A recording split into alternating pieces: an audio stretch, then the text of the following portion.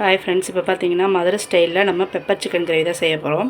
இப்போ நம்ம கடாய் வச்சு கடலெண்ணெய் ஊற்றியாச்சு, சூடாகட்டும். இதுக்கு தேவையான பொருள் பார்த்திங்கன்னா 100 கிராம் சின்ன வெங்காயத்தை வந்து பேஸ்ட்டாக அரைச்சி எடுத்தாச்சு. 2 தக்காளி பேஸ்ட், ஒரு பச்சை மிளகாய், இஞ்சி பூண்டு.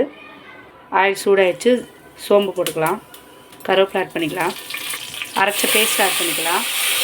சின்ன வெங்காயத்தை ஆட் பண்ணியாச்சு, இது நல்லா வதக்கிக்கலாம். பச்சை மிளகாய் ஆட் பண்ணிக்கலாம், இது நல்லா வதக்கிக்கலாம்.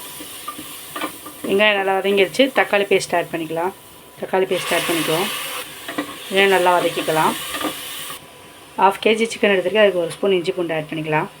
இதையும் நல்லா பச்சை வாசம் போகிற வரைக்கும் வதக்கிக்கலாம்.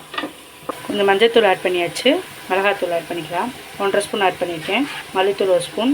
இப்போ இதை நல்லா வதக்கிக்கலாம். இப்போ பச்சை வாசம் போயிடுச்சு. நம்ம க்ளீன் பண்ணி வச்சுருக்க 1/2 kg சிக்கனை ஆட் பண்ணிக்கலாம்.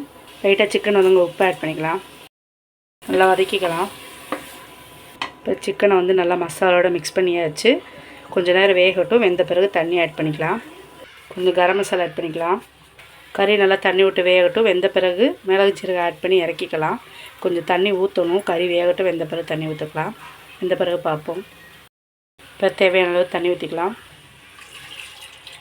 கிரேவி எவ்வளோ வேணுமோ அதை தகுந்த தண்ணி ஊற்றிக்கோங்க. குழம்புக்கு தேவையான உப்பு. நல்லா கறி வெந்து எண்ணெய் தெரிஞ்சு வரட்டும். நம்ம மிளகு ஜீரகம் ஆட் பண்ணிக்கலாம். இப்போ பார்த்திங்கன்னா சிக்கன் கிரேவி ஆல்மோஸ்ட் ரெடி ஆகிடுச்சு. பெப்பர் தூவிக்கலாம், ஜீரகத்தூள் நல்லா மிக்ஸ் பண்ணிக்கலாம். கொஞ்சம் நெய் ஆட் பண்ணிக்கலாம். இப்போ almost pepper chicken gravy ready ஆகிடுச்சு. மல்லித்தூள் ஆட் பண்ணிக்கலாம், கொஞ்சம் புதினா. சூப்பராக கிரேவி ரெடி ஆகிடுச்சு. இது இட்லி, தோசை, ரைஸு, சப்பாத்தி கூட சூப்பரான காம்பினேஷன் இது. உங்களுக்கு இந்த ரெசிபி பிடிச்சிருந்துச்சுன்னா செஞ்சு பார்த்துட்டு கமெண்ட்ஸை சொல்லுங்கள். லைக் பண்ணுங்கள், ஷேர் பண்ணுங்கள், சப்ஸ்கிரைப் பண்ண மறந்துடாதீங்க. Thank you friends.